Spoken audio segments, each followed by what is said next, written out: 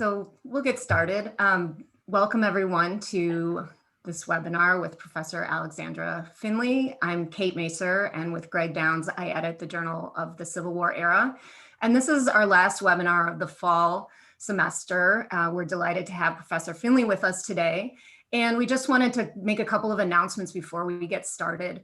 First of all, the print issue of the Journal of the Civil War Era, the December 2020 issue is now out, and so we're excited about that. And we also have planned for 5 webinars like this next winter and spring. The first one is January 14th, and it is a conversation with Professors Natalie Ring and Sarah Gardner on their new issue of a book entitled The Lost Lectures of C. Van Woodward, which is a book of previously unpublished lectures, reflections by C. Van Woodward, the eminent Southern historian, mainly on the era of Reconstruction. And they have compiled these into a book and edited it. It has a foreword by Professor Ed Ayers, and we're really looking forward to hosting them. And if you want to see the rest of the series, you can find it now on the webpage of the Journal of the Civil War Era. I think it's just journalofthecivilwarera.org. And there's now a nice little rectangle on that webpage that says webinars. And if you click on that, you see all of the future webinars that we have, and you can register for those webinars on that page, and that will stay there and continually be updated. And so you'll always find it there and have an opportunity to register. But again, our first one in the winter is January 14th at 4 p.m. Eastern. That would be 1 p.m. Pacific, and everything else in between, on the Lost Lectures of C. Van Woodward with Natalie Ring and Sarah Gardner. I want to thank Matt Isham and Cecily Zander for being our tech support and helping us organize these. As always, you don't see them, but they are here working behind the scenes. And Cecily, I think, put the relevant websites in the chat. So I'm gonna turn it over to Greg to introduce Alexandra Finley, and he will give you a little information too about engaging with the Q&A as we go forward. Go ahead, Greg. Thank you so much, Kate, and welcome to all of you all. As Kate mentioned, there is a button on your screen that says Q&A. If you type questions into there, then we will see them. Our first set of questions are ones that we've prepared, but we'll be keeping our eyes on those and turning toward those. Sometimes we slightly edit them or combine them.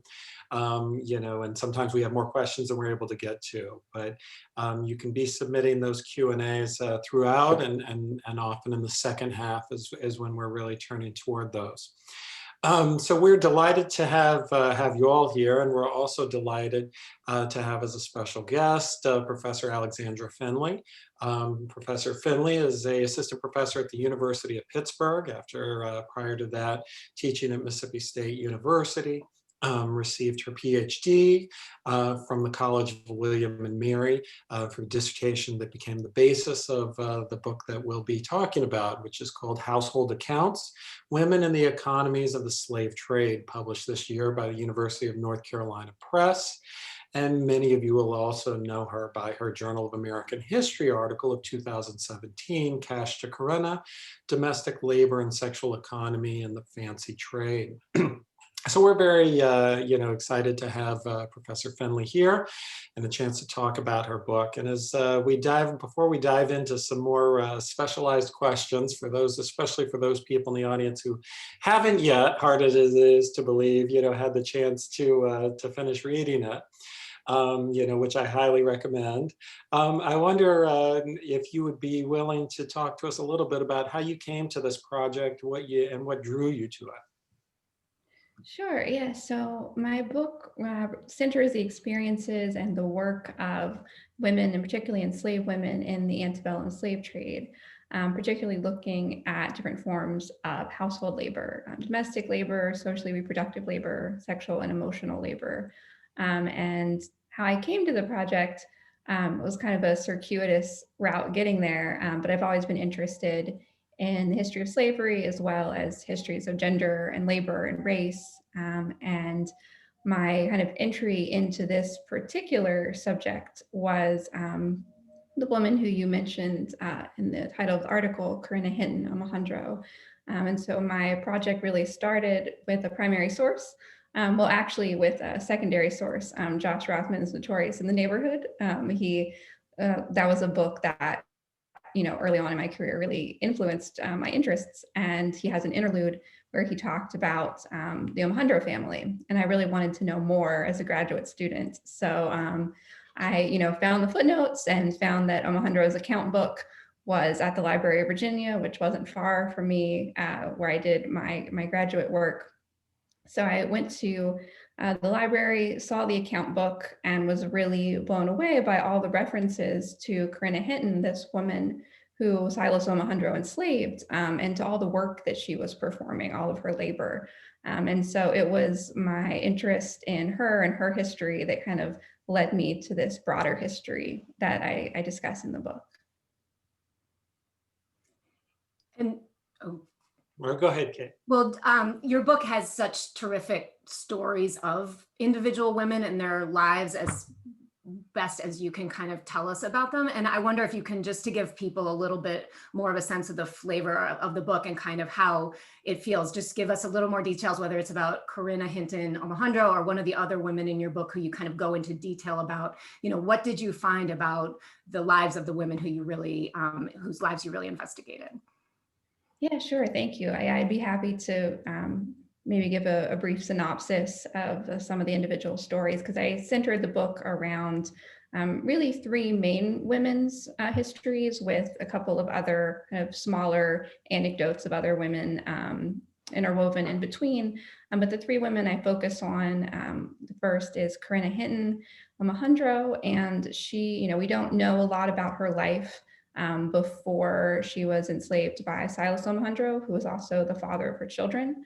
But what we can tell from Omohundro's account book and from some of a few other court cases and 2 letters that exist that are related to her history, we can tell that she had children with Omohundro, who was a slave trader in Richmond, Virginia, and he ran a slave jail and a boarding house there.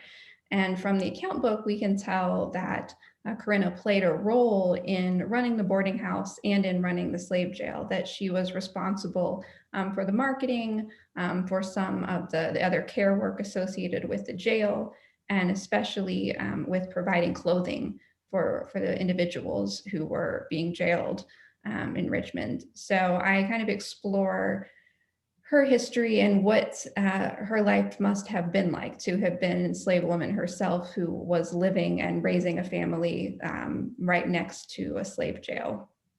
And see, the other women, I'll try to keep this brief. The other women I talk about, one, her name is Sarah Connor. And I've been saying this in every chance I get to talk about the book, but if there's anybody out there who's like, in production and wants to make a movie, like this is the story, right? Sarah Connor was a woman who was born into slavery in Virginia. She was sold to New Orleans in the domestic slave trade.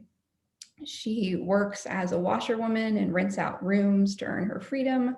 And then she thinks that she's purchased her freedom with the help of a slave trader named Theophilus Freeman.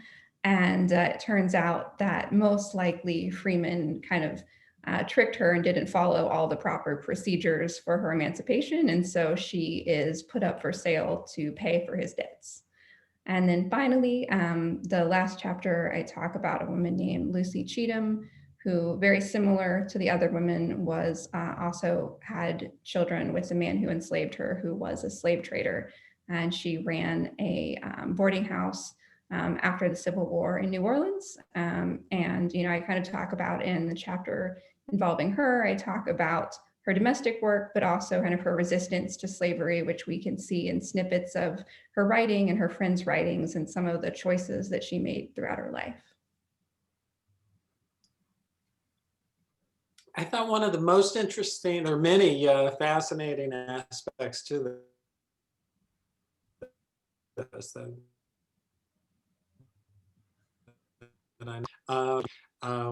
these women's participation in the economy. But one of the ways I think that might be helpful for people to get a sense of the claims of the book is to talk some about what you mean by reproductive labor and the different ways that comes across comes through your analysis.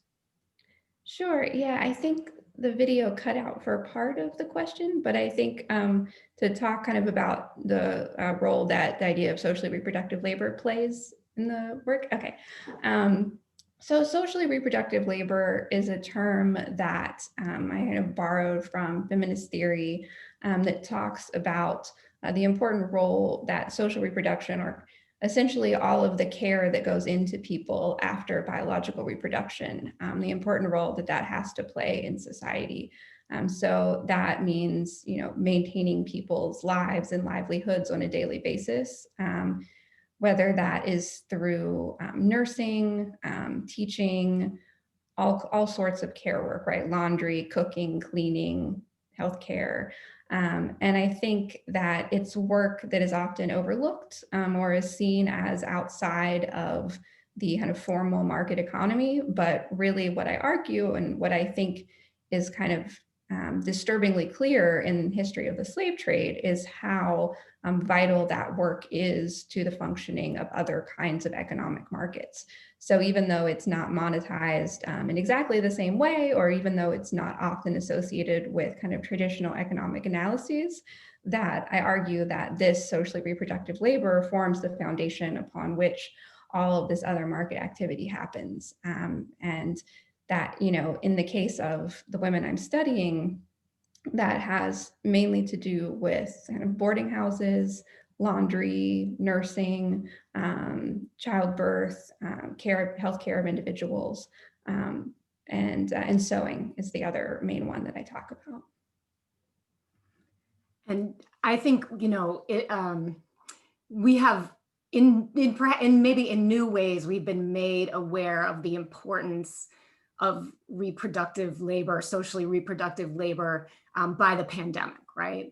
And you wrote an op-ed in the, kind of that addressed this, but just all of the conversation about the ways that, it has become during the pandemic more visible, who mostly does that socially reproductive labor, and we see the numbers of women, dropping out of the workforce in greater numbers than men, and all that stuff. So I think, everything that you're writing about the 19th century is reverberating in our moment in very particular ways.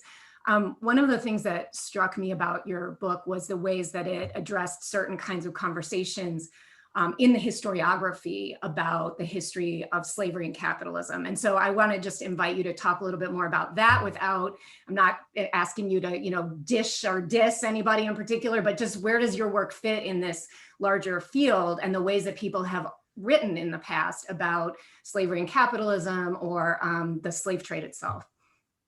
Yeah, no, it's such a kind of like a hot topic, a hot question. So I think that my work, what I hope to do with my work is to make gender more of a central question in the history of capitalism. And there are certainly exceptions, and there are really great work that has been done already on this question. Stephanie Jones Rogers' work, for instance. But I'm, want to add to that, and I hope to expand the conversation about the ways in which gender can inform the history of capitalism, and particularly as it relates to slavery. In my case, I think that there was an article recently by Caitlin Rosenthal that about the history of, or when, I forget the exact title now, but when capital was labor or labor was capital or something along those lines. And she talks about trying to define capitalism and how it is this kind of thorny debate and how sometimes definitions are elusive. But I found her definition really compelling, and I think fits in nicely with my work in the sense that capitalism exists when labor can be commodified, and then when labor, and therefore through like capital and power, right, through this commodification of labor. And I think what we see in the domestic slave trade is in particular the commodification of women's labor and women being sold specifically for different types of domestic work, as well as sexual labor, right? Women being sold in the so-called fancy trade, that their work is being broken into these different categories of fancy girl or nurse, housekeeper, maid. And I think that thinking about the ways in which labor is gendered and racialized when it's commodified in that way can provide kind of a new lens into thinking about the development of market economies and making sure that women's work is part of that story. And no, that's a that's a great answer. And as you say, it's an issue not just with the sort of slavery and capitalism, but even with the broader history of capitalism work, that has seemed to have this hole. My colleague Ellen Hartigan O'Connor has written about this. Laura Edwards, as you mentioned, Stephanie Jones Rogers, multiple award-winning book. About this whole. And one of the things I think that's really provocative and interesting about the work that you have is that you show both the centrality of these women to making the system work, and also them as actors in their own right, that they become purchasers, sometimes employers, and that this, like any economic relationship, involves them in complex engagements, which are hard to read the power dynamics of. And I wonder if you can talk about that, not just what it means to see women not just as objects of capital, but of participants in this market economy that they don't choose and don't create, but do engage in these complex ways. Yeah, it was one of the challenges of the work to try to articulate these women's experiences, keeping in mind the power dynamics, not having direct evidence from, not having their own voices in almost every case, speaking about why they did certain types of work or what that work meant to them. So I tried to present the complexity of the situation and of their histories. And so, for instance, in the case of Corinna Hinton, you have a woman who, at a very young age, she was probably between 14 and 16 when her first child with Alejandra was born. And she's in this really impossible situation, right? And how is she going to survive? How is she most likely, what's the best way for her to build a life for herself and for her children? And I think that when you center kind of her experience and the possibilities or lack thereof before her, it's a way to ask questions about what her life might have been like and to just really look at her story with humanity. Because I think sometimes when people hear that here's an enslaved woman who was assisting in a boarding house or a slave jail, there's a tendency to see her actions as kind of as a betrayal or as kind of working against her own interests. And I think that that's too simplistic, right? It's kind of the accommodation versus resistance divide. And I think that we can see her doing both simultaneously, right? And kind of thinking about the complexity of her actions and the complexity of her engaging with the market, and to just ask questions about what that engagement meant for her. And I think that it's very, there is no simple answer, right? And so that's why in the book, I kind of leave some open-ended questions, because I don't feel like I have the space to speak for her. I think your book,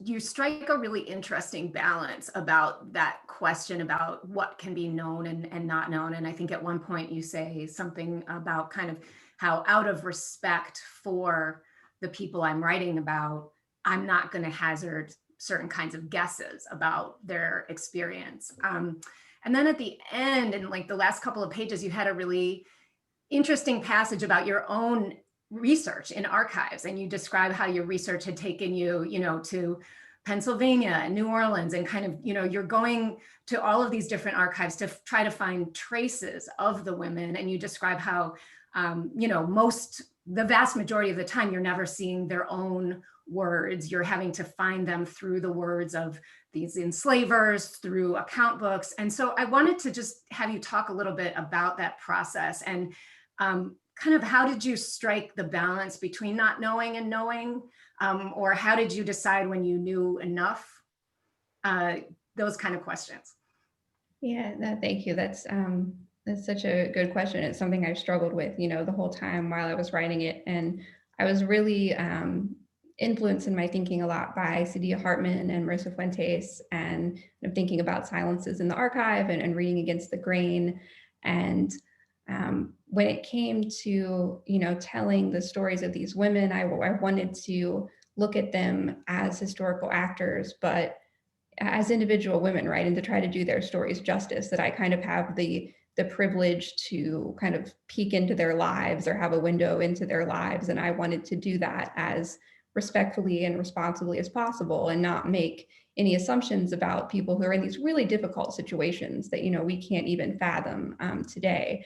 And I think, so for instance, with like Corinna or with Sarah Connor or Lucy Cheatham, a lot of times people ask me, well, do you really think that after, a certain amount of time that the woman in question loved the man after they had children together? Or, will you kind of venture what your opinion is on whether or not you think there was love there, what the nature of the relationship was? And that was something I really grappled with, because it is, it's this constant question about the power dynamics surrounding this relationship. And I ultimately felt that I couldn't really answer it, that my answer was not answering, because I felt I couldn't speak for any of these women. And I could read into things, I could use theory, I could make inferences, but ultimately I didn't feel comfortable kind of making that argument one way or the other, and trying to prioritize leaving those silences in place rather than prioritizing maybe making a historiographical argument to try to respect those silences. But just to turn it, which is great, but just to turn it to the other thing, which is you still found out a lot about them, right? And so you still actually went after trying to find out as much as you could about their lives, trying to find them in surprising archives. I mean, I was struck by the geography of this project. They turn up in Cincinnati, in Washington, D.C., in Michigan. And so I guess I also want to know the other side, not so much, the unanswerables, but also how did you try to track them down, and kind of when did you decide that you were at the end of the line in terms of, I'm not going to find anything more, and that kind of question, which I think is also informed by the digitization of sources, right? I, in my own personal experience, find that it's hard to decide when you know enough, considering that, new things are constantly becoming available, right? And so how did you go about that, and what was that experience like? Yeah, that's I love talking about archival adventures and research trips. And I really throughout grad school, I went on a lot of different trips, from Frankfort, Kentucky to New Orleans, Pennsylvania, South Carolina, and some trips ended up with nothing. But I wanted to kind of trace any thread I could to try to find out about these women's histories. And I had to really think expansively, and to think, in what ways might I be able to locate any evidence of their existence, right? How might these women have shown up in records from that time period? And so I looked at a lot of slave traders' letters and account books. I looked at city directories and censuses and a lot of court records. And it's fascinating, the geographic reach of some of these things. So for instance, there were many, many slave traders who had children with enslaved women, who sent those children to Pennsylvania, Ohio, or Massachusetts. And in one case, Michigan. And so these family networks really turned into these broad geographic networks, and in some cases, even social networks. These families, these slave traders, their families knew one another. And, in one case, I found evidence of the enslaved women communicating even after they had moved apart geographically. So trying to trace those family networks across states, and trying to trace any evidence of social networks between the families that I could. That was kind of how I went about the research. And as far as knowing when to stop, I'm still on the lookout. You know what I mean? I can't let these stories go. I knew I had to stop it at a certain point, when I'd looked at all the court cases I could find, when I'd done all the newspaper searches, and I felt like I had enough to tell a story. But I know there's more out there. And that's something that keeps me up at night. I'm like, I'm sure somewhere out there, there's one more court case, or there's one more reference to something in a newspaper article that I've missed. So I think part of it is ongoing, and maybe there's another article out there somewhere. Now that's a great way of saying it.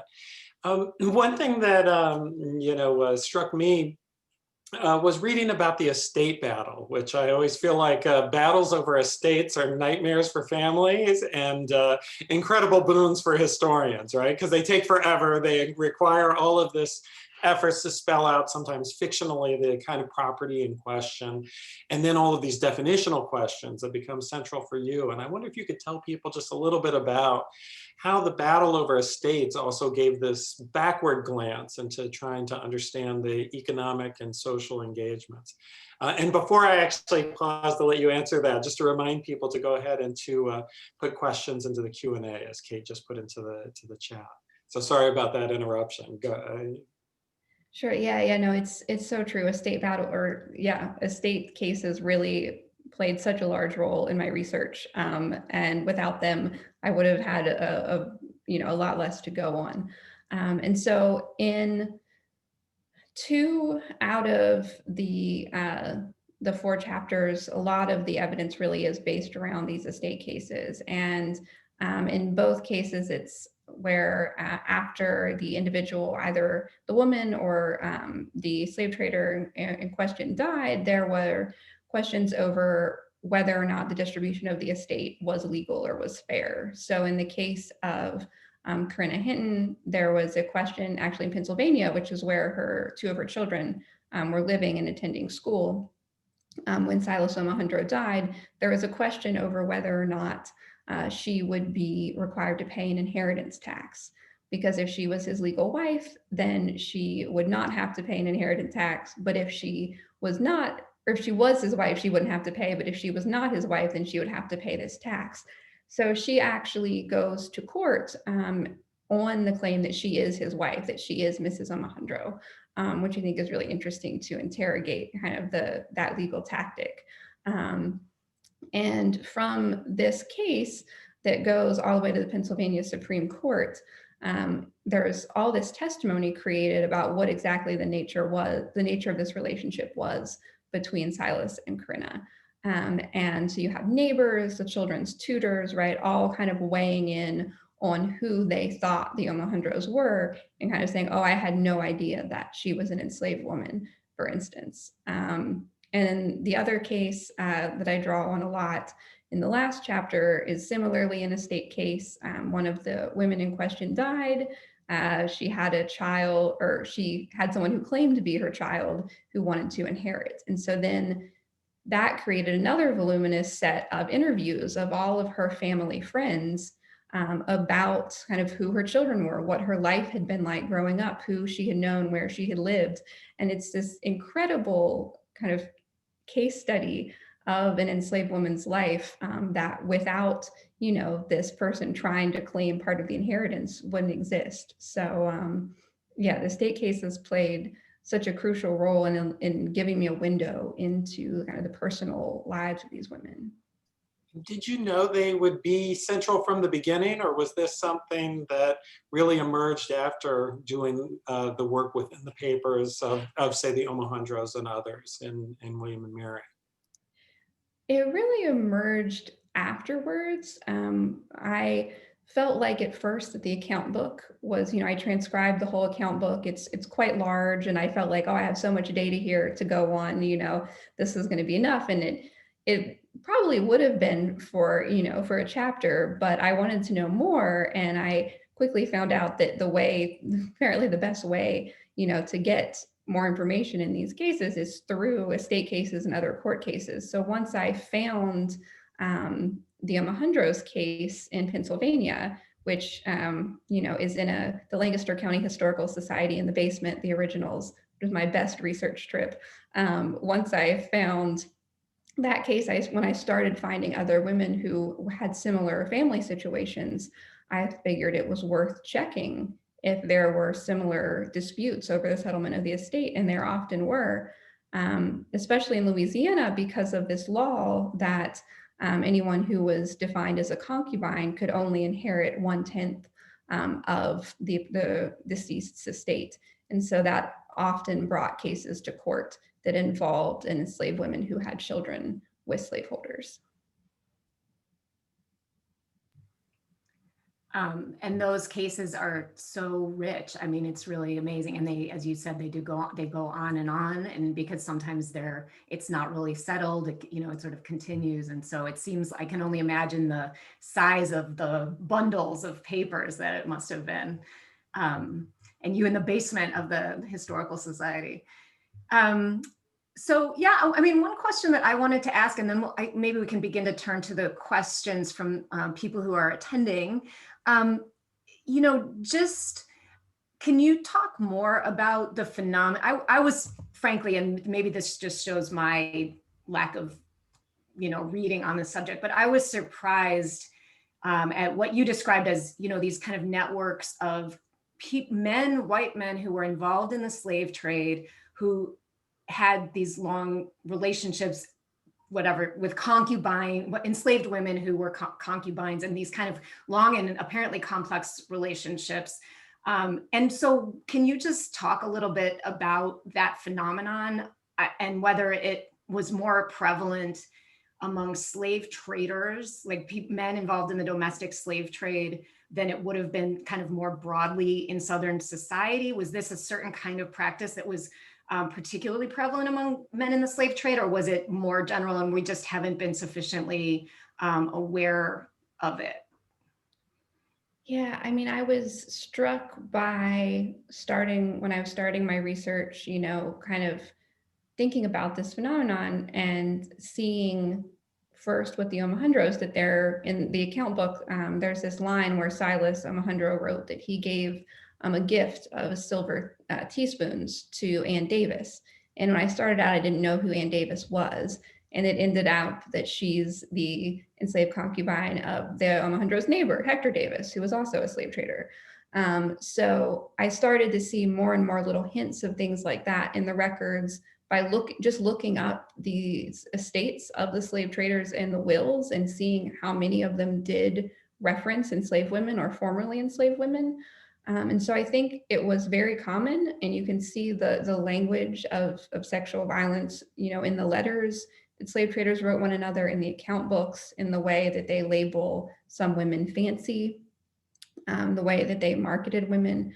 So I think it was very common, and I think it was also probably very common in general in society, just maybe in ways that we haven't located yet, because they didn't create. I think the slave trade created particular types of records that kind of enable us to see this, especially because there's an entire part of the trade that slave traders call the fancy trade. And so I think that, that it probably is broader than that, but that's what we, at least right now, have evidence for. That's a really interesting point about the difficulty of figuring out what's specific to the slave trade and what's specific to the archives of the slave trade, that's really fascinating point. I want to ask one more question, and then we've got several coming in on the Q&A that we'll be turning to, and keep them coming. We have time for more. And I did want to ask about the writing, because throughout the emphasis upon stories, not just a sort of general time-bound narrative framework that almost all historians write but a truly narrative impulse, especially in the introduction, as you gesture to in the writing there, of trying to evoke the sound, feel, even dialogue on the streets of Richmond in August 1855. I just wondered if you could talk a little bit about, if you kind of had a sense from the beginning that you wanted to tell it in this narrative vision, or if it's something that emerged in the rewriting or in the discovery of how far you could go with some of these stories. I think a mixture of both in a way. I've always, wanted to be a writer first and foremost, I think. And I think that I've had that impulse, and I brought that to the book. But I also think that the more I studied these histories and the more evidence I found, but also the more unanswered questions I had, the more I realized that, maybe I needed to approach the writing and the telling of these stories in a different way that would maybe better accommodate some of the silences that the stories left. So, I think that there are some parts of history maybe that are better left to fiction or to art. And I wasn't going to do that. I, was going to write a history book, but I wanted to make it as narrative and allow for as much of that as possible, because I think that it was a way to provide more nuance to the stories and to write something that leaves a little bit more ambiguity and hopefully reflects the individual histories of the people in question. Because one thing I really wanted to do, one of my main goals, was to try to tell these women's stories as individuals. Because so often I think when we hear about the history of slavery or hear about women who are labeled things like fancy girls or quadroons or these other kind of 19th century terms, that they're kind of spoken about or written about in generalities, or as literary tropes rather than as individual women. And so I really wanted to tell their stories like little biographies, and to try to make them as personal and individualized as possible. And I think you did that. And I just want to hold up the book, Intimate Economy, Enslaved Women, Work, and America's Domestic Slave Trade, because it happens to be right here. So let me turn to a question from somebody who is here. Yeah, well, one question that came in really early, and you can answer this, in a kind of, to take a different angle on it from maybe things you've already said, is like, how did you decide to focus on these people as your case studies? Where did they come from, and how did you pick the ones who you really focus in on? Yeah, I think, I started with this one individual woman, this one family, and then my project took a lot of different turns. Like, for a while, I was thinking about banking history, and for first, this was a project about interracial families, and so throughout all those different paths of research that I took, I kind of came across other individuals who were similar to Corinna Hinton. And so it was through tracing kind of her and Silas Omohundro's business and social networks that I found a lot of the other individuals in question. And there were lots of, names of women, for instance, who showed up in account books or who were referenced in letters, sometimes not even by name, who I couldn't find anything else about, that it was all there was like that one reference. And so I tried to work those into the book when I could, in kind of just a sentence or a paragraph, but then tried to center the fuller chapters in cases where I could find more information, and usually where there was a court case that I could really dig into to provide context. But I will say too that some of the court cases was what provided me with those links to find out more stories. So, in the Sarah Connor's many court cases that she was involved in, the witnesses will reference one another. I would recognize names that I'd found in other records and start to see that there was some kind of link there socially or financially. In one of the bonds for Sarah Connor, her court bonds was even posted by an enslaved concubine of another slave trader who Theophilus Freeman did business with. So it was kind of seeing those connections in the archive then let me trace them further and find other stories to tell. That's great. One of the other questions, arose from a response to your point about the interaction and communication among these women.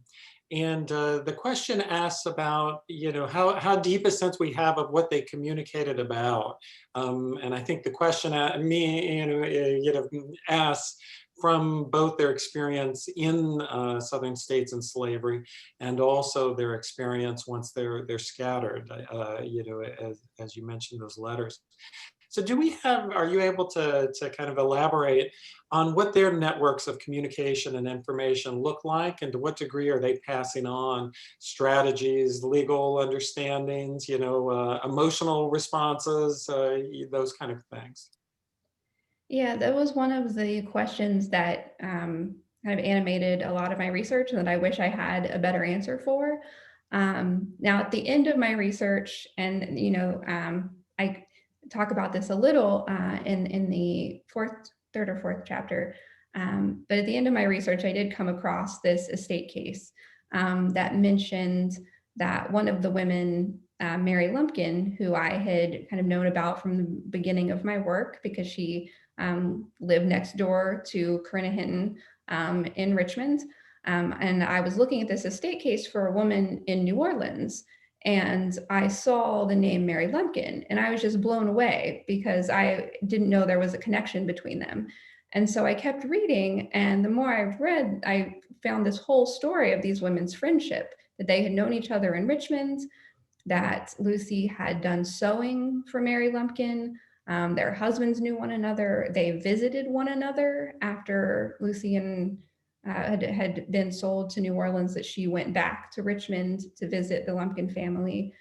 So that's the best evidence that I found. And it confirmed a lot of what I had suspected, but didn't have any evidence of, because I just thought these women are in such similar circumstances. They're living in the same neighborhoods in Richmond and New Orleans. How could they not know each other? But, I didn't have any evidence, so I couldn't really say that. But then I found this long friendship, that lasted decades and multiple states, and that at least gave me one chance to say, yes, there were these connections between these women, and that it's most likely happened in other situations as well, because we know in some cases they knew each other, but we don't have the firm evidence that I have for that one specific friendship. Another question that somebody asked, which I think you really do talk about it in the book, but obviously not everyone has had the chance to read the book yet. So this person says, I haven't read your book yet, but how did you approach terminology for describing these women, wife, concubine, etc.? There are questions of legal status. How did you approach the challenge of what wording best respects the position of the women you're writing about as they may have understood it? And how do we speak of them in ways that acknowledge the difficulty of determining what they did by choice, by necessity, because of violence, and so on? Yeah, it's such an important question, and one that I grappled with, and I don't think that there is necessarily a perfect answer. I tried to make the best determination that I could, but I don't think there is an ideal terminology necessarily. I didn't want to use wife or partner or consort or anything that would imply consent. I didn't want to use mistress, because it's kind of, thinking of plantation mistress, or, kind of the mistress in a kind of a masterful sense. And so I settled on enslaved concubine, and always putting enslaved with concubine to, make that note, right, that this is most likely a coerced relationship. And I use concubine. I drew a lot on Brenda Stevenson's article on the subject, where she talks about concubinage in the South, but also kind of makes global references, and kind of to use that language because I think it implies a power differential between the parties involved. And so I wanted to make that the main point of what I was saying, to always keep that power differential in mind. And it is also a term that, showed up many, many times in the court records from Louisiana in people's testimony.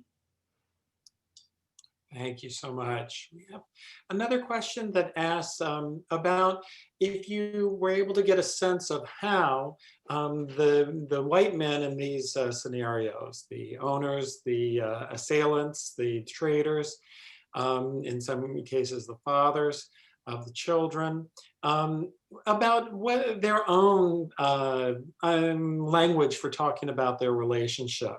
And do you see sort of a romantic language, or mostly a transactional language? Do you see a kind of fantasies of paternalism playing through their language? Or do you see their language taking different shapes when they're writing to different audiences? Yeah, no, that's a great question. I definitely see some fantasies of paternalism in some of the ways that they wrote about the women. And I think, in most cases, in wills, for instance, the term "my woman" comes up a lot, which I think implies a lot to use that kind of language, right? That it kind of implies a lot of different types of labor.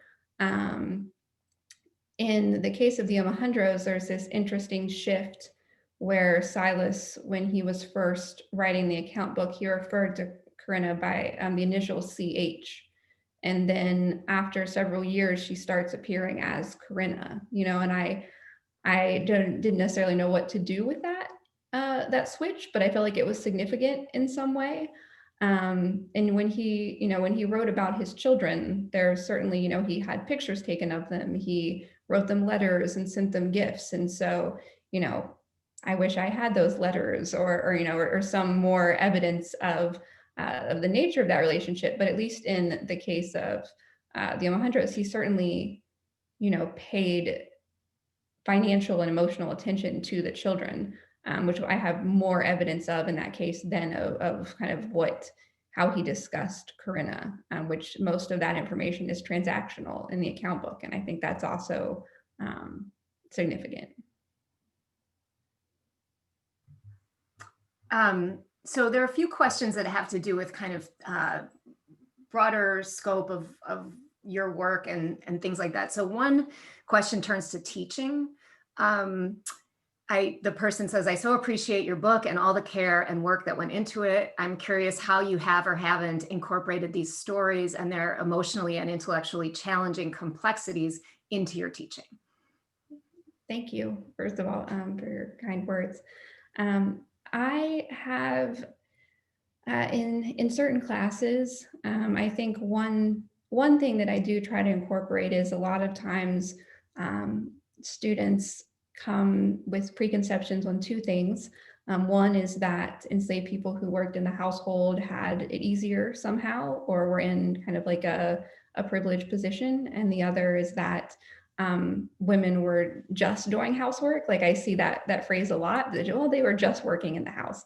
And so my goals are to stress the complexities and the difficulties and the vulnerabilities of housework, particularly for enslaved women. And so that's something that I always incorporate into my classes when we're talking about domesticity or talking about slavery in general, to put an emphasis on how difficult domestic work was and how enslaved women were vulnerable to sexual abuse because of it. In some classes, I've tried, I talk a little bit about the fancy trade, and in some cases have talked a little bit about some of the stories of the women that I write about.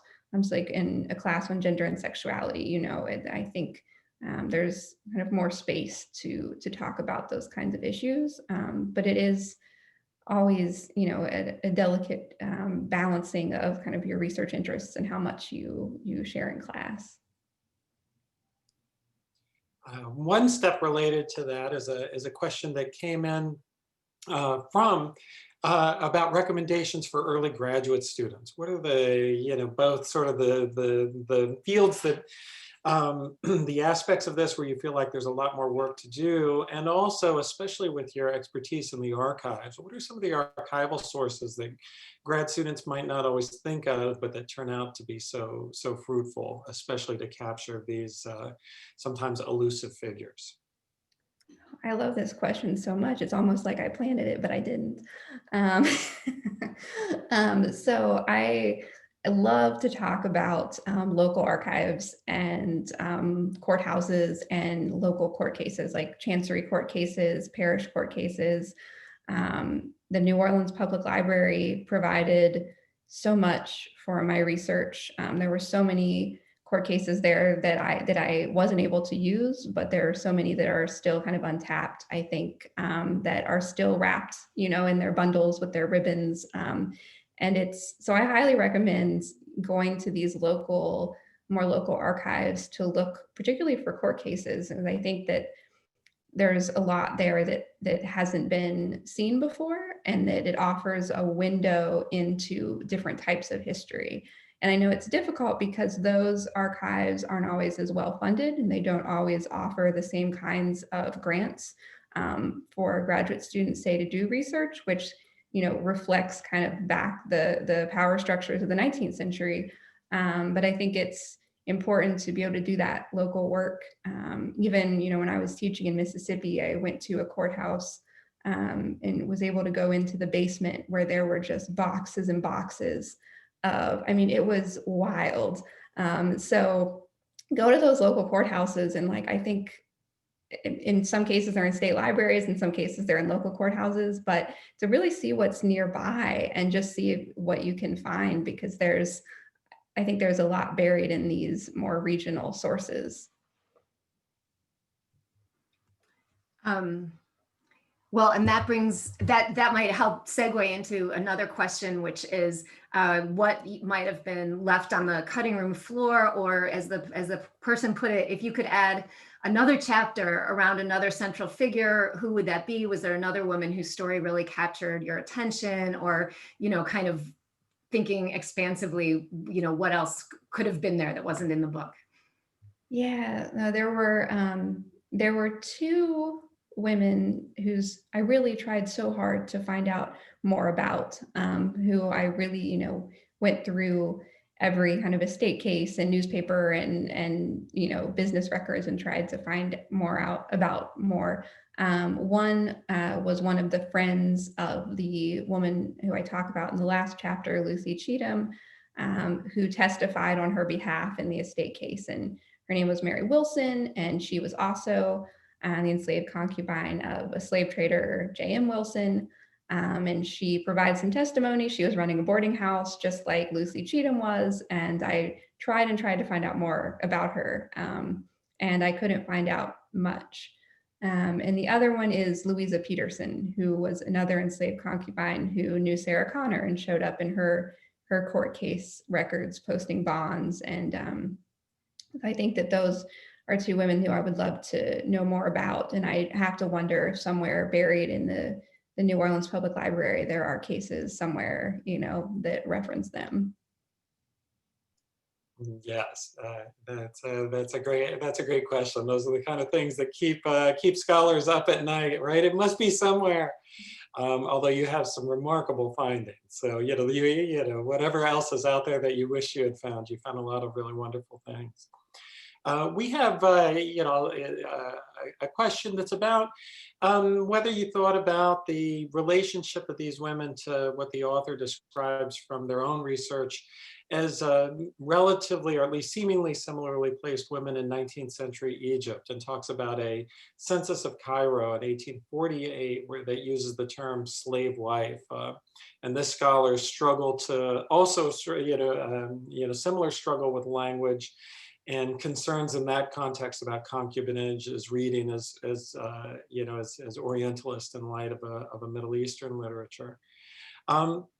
So I'm curious if you feel, equipped to talk about to what degree you do see these women playing a role that you can see in other early modern slave societies, and what we might say about how that role was different in the United States or not.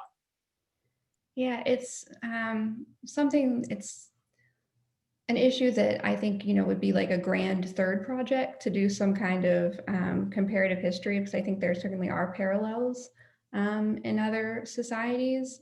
I think, at least, and I've not done a lot of research on this, but my sense is that what's unique about the US, I think, is the extent to which these women are commodified and how commercialized the way that they're sold and advertised is. The way that, women show up in the letters of slave traders, like there's one letter where it's a circular advertisement, and the slave trader writes, "Fancies are selling exceptionally well right now."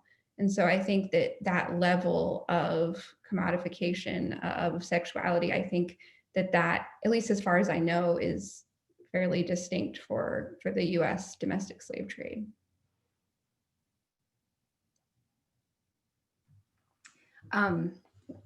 Thanks for that comment. So one last question before we start to wrap up. So, this is such a a terrific debut book. We're wondering what's next? What for you? What are you thinking about doing next? And I mean, if you beyond just sort of a statement about what you want to do next, like how are your interests evolving, and maybe to what extent questions that you had here are questions that you're continuing to pursue in different ways as you embark on whatever you're going to do next as a historian? Yeah, I think through both this research and through kind of what we've been living through with thinking about essential work and socially reproductive work and women's work in the home, I think my interests are continuing to evolve in that direction, and wanting to think more about socially reproductive labor. There are many stories that I kind of caught glimpses of in the archive and court cases of women enslaved and free who were laundresses, seamstresses, boarding house keepers, that I couldn't fully explore here, but that I kind of kept in my back pocket and want to return to. I think for my next project, I'm interested in continuing to think about the ways in which women's labor facilitates capitalism, and particularly looking at women's domestic work, paid, unpaid, and enslaved in port cities in the 19th century, and to try to more firmly connect women's work and that kind of infrastructure to kind of the market economy and the cotton economy of the antebellum period. That's great. Well, we'll look forward to seeing the fruits of that, you know, as it goes along. And at your current rate, I will expect it tomorrow, and to have you back. You've been remarkably productive in you know, in what's often a challenging part of a career as people move from grad school and through their first job. So it's a really remarkable record. Well, we want to thank you so much for you know, for your work and for taking the time to join us and share with the audience. I think the questions really reflected the deep interest that people have in these topics, and especially with the narrative approach that you take to these lives. And so it's really, you know, we really appreciate both your work and your participation today.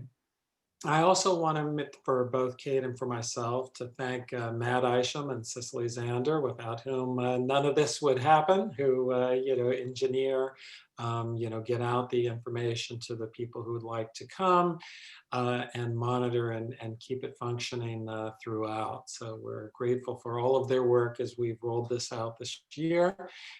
As Kate mentioned, the announcements of our series for the first half of 2021 are on the Journal of the Civil War Era website. We won't go through all 5 of them right now, but we have a great lineup. And the first one is January 14th at 4 p.m. Eastern Time with Natalie Ring and Sarah Gardner on the Lost Lectures of C. Vann Woodward. So thank you all so much for coming. Thank you, Professor Finley, for joining us. Thank you, Matt and Cecily, for making it all work. And we wish everyone a restful end of December. Thank you so much. Thanks, everyone. Thank you. Bye. Thanks.